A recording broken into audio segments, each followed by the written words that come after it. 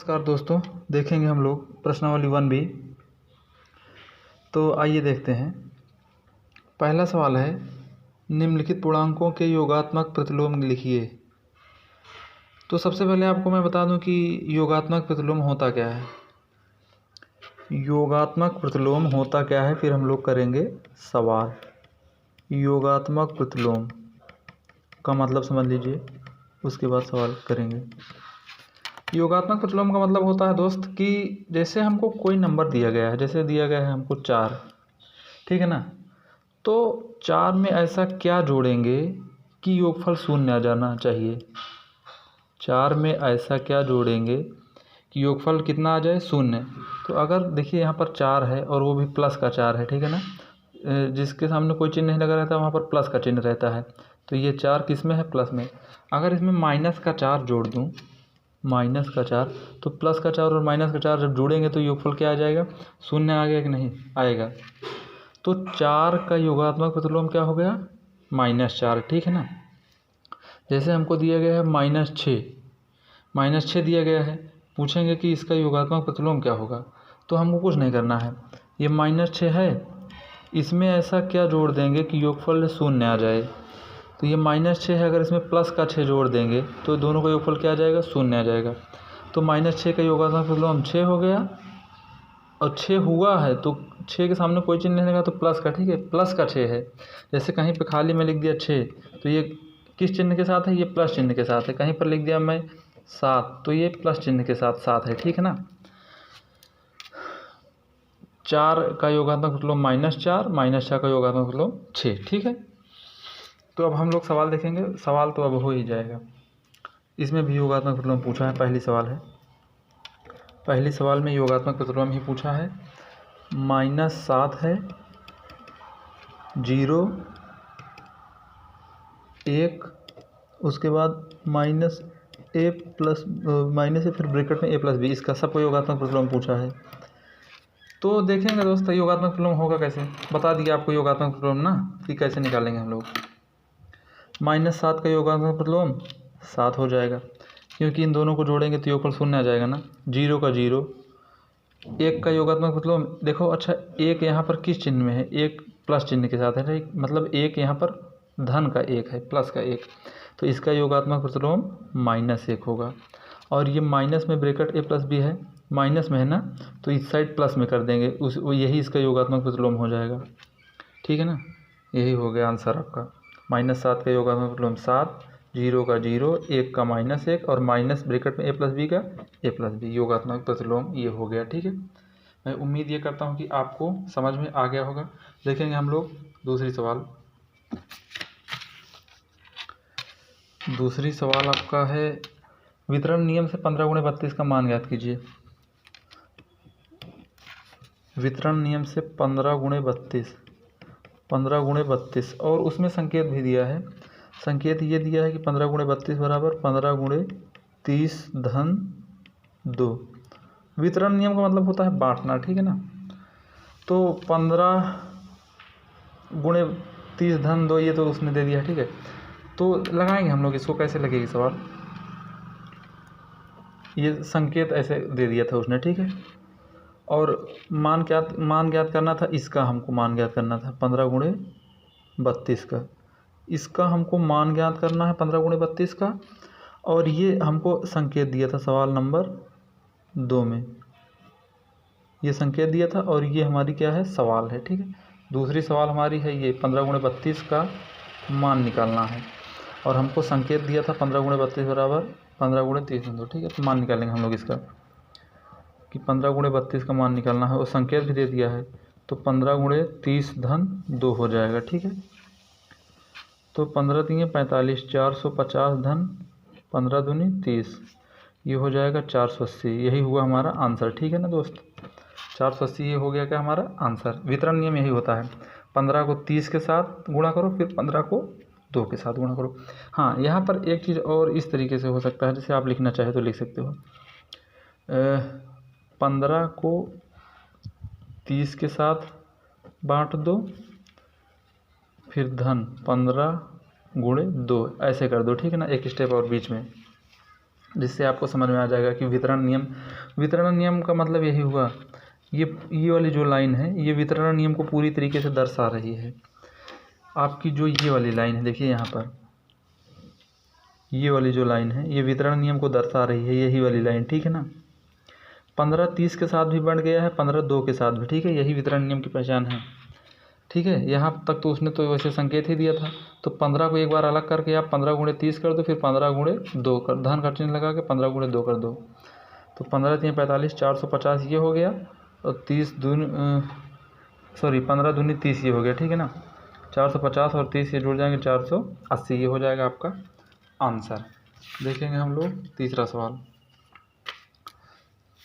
सवाल देखेंगे। धन पूर्णांकों में एक उदाहरण से दर्शाइए कि योग की संक्रिया पर योग का वितरण नियम असत्य है। योग की संक्रिया पर तो देखेंगे, लगाएंगे हम लोग योग की संक्रिया पर, मतलब जैसे हो गया 5 धन 6 धन 7, ये इसका योग, और 5 धन 6 ये धन 5 धन 7, इन दोनों का योग बराबर आना चाहिए। तो ये अगर बराबर आ गया तो सत्य है, बराबर नहीं आया तो असत्य है, ठीक है ना। मतलब जो क्वेश्चन आपका दिया है वो बोल रहा है कि असत्य है, तो क्यों असत्य है दर्शाइए। देखिए दोस्त, ये जो है आपका योग की संक्रिया का नियम है, ठीक है ना। योग की संक्रिया का नियम है, और ये योग का वितरण नियम है। देखो 5 डिवाइड हो गया है 6 के साथ, और 5 7 के साथ भी आ गया है, मतलब 7 के साथ और 6 के साथ दोनों 5 आ गया है। यहाँ पर देखो 5 धन 6 एक बार, और एक बार हो गया 5 धन 7 ना, डिवाइड हो गया 5 दोनों में। तो देखेंगे 5 धन 7 6 7 13 हो जाएगा, बराबर इधर हल करेंगे 5 और 6 11, धन 5 7 12, 13 5 18, और 11 11 22 1 23। देखो ये दोनों बराबर नहीं आ रहे हैं ना, तो नॉट इक्वल होगा, ठीक है ना।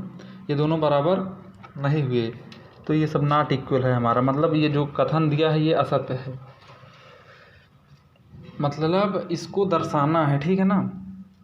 क्या करना है हमको, दर्शाना है ये, मतलब दोनों इसको ये दिखाना है कि ये बराबर नहीं है, ठीक है। तो ये बराबर नहीं है, आपको जो कथन कह रहा है वो सही कह रहा है कि मतलब ये दोनों बराबर नहीं हैं, इसी को हमको प्रूफ करना है।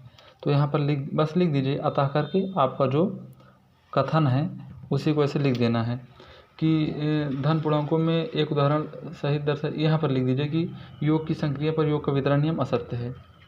योग की संक्रिया पर योग का वितरण नियम असत्य है, हो गया, ये आपका हो जाएगा।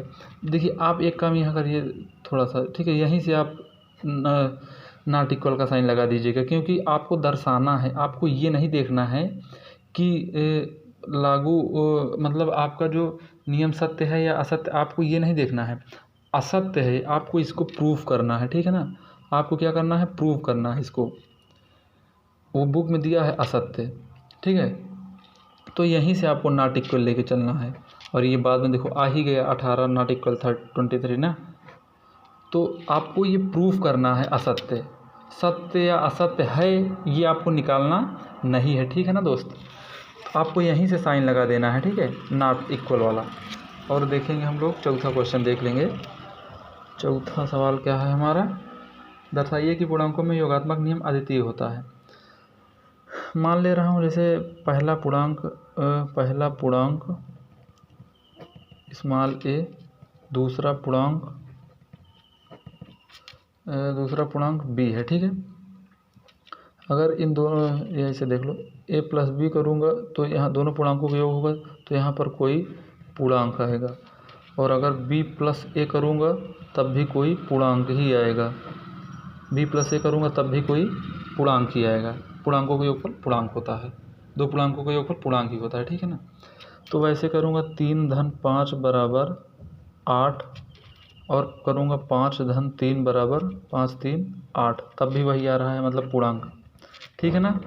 तो इसका मतलब ये हो गया, यहाँ पर मानना चाहिए तो मान लीजिएगा, ठीक है। ए बराबर 3 बी बराबर 5, तो ये हो जाएगा ए प्लस बी ये हो जाएगा b प्लस ए, ठीक है ना। ये हो जाएगा a प्लस बी और ये हो जाएगा b प्लस ए।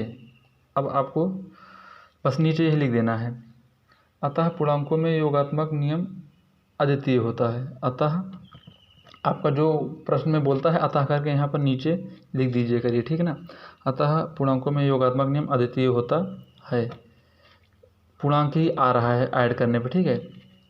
दोनों को ऐड करने पे पूर्णांक ही आ रहा है, चाहे a प्लस बी ऐड करो चाहे b प्लस ए।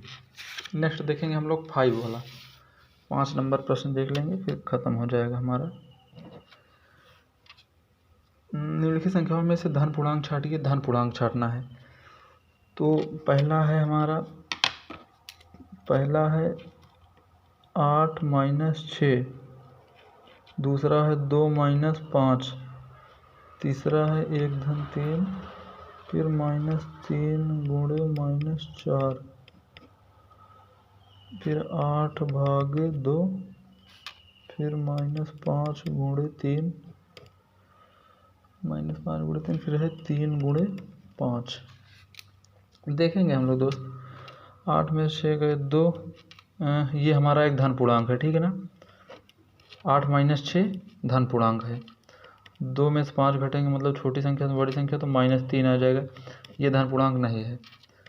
3 1 4 ये हमारा धन पूर्णांक है और माइनस माइनस का गुणा प्लस हो जाएगा, 4 3 12, तो ये आ जाएगा हमारा 12। यहाँ पर मतलब आपको बता रहा हूँ, ठीक है कि यहाँ पर प्लस का चिन्ह होगा, यहाँ पर कुछ लगा नहीं रहा हूँ मैं। देखो माइनस माइनस का गुणा प्लस हो जाएगा। देखिए माइनस माइनस का गुणा जो होता है प्लस हो जाता है, ठीक है। जैसे ये 4 है माइनस का 4 और ये 5 है माइनस का 5, 4 5 20 होगा, वो भी प्लस का 20 होगा, ठीक है। माइनस माइनस का गुणा प्लस हो जाएगा, तो वैसे 4 3 12 हो जाएगा, माइनस माइनस का गुणा प्लस हो जाएगा। प्लस लिखा नहीं जाता है, ठीक है, यहाँ पर प्लस लिख भी नहीं रहा था, वैसे बस आपको बता रहा था। तो ये भी एक धन पूर्णांक है और 8 से 2 में भाग देंगे तो 4 आएगा, ये भी धन पूर्णांक है। -5 और 3 का गुणा करेंगे तो -15, ये धन पूर्णांक नहीं है। और 3 और 5 का गुणा करेंगे 3 5 15, ये धन पूर्णांक है। कुछ नहीं करना है, हमको लिख देना है आंसर में कि आंसर बराबर, मतलब आप लिख दीजिएगा, ठीक है ना। आंसर बराबर धन पूर्णांक जो है 8 माइनस 6 धन पूर्णांक है, 1 धन 3 है धन पूर्णांक, -3 गुणे -4 ये धन पूर्णांक है, 8 का भाग 2 में दोगे ये भी धन पूर्णांक है, और 3 गुणे 5। बस यही सारी चीज़ें आप ऐसे आंसर डाल के 1 2 3 4 5 इन सब चीज़ों को लिख देंगे, यही आपका आंसर हो जाएगा। ये धन पूर्णांक आ गया, ठीक है दोस्त। नमस्कार। वीडियो अच्छा लगा हो तो लाइक कीजिए और हमारे चैनल को सब्सक्राइब कीजिए। धन्यवाद।